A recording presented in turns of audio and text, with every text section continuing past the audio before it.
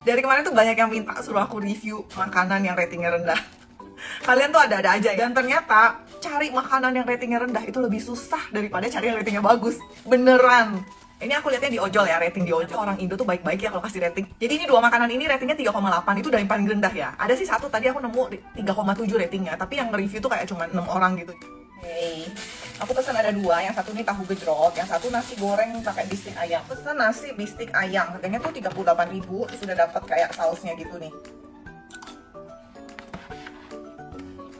Ini nasinya lembek sih.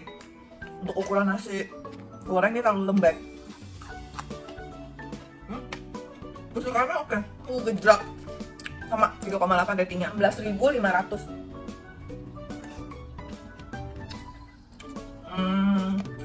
Ini tawar sih.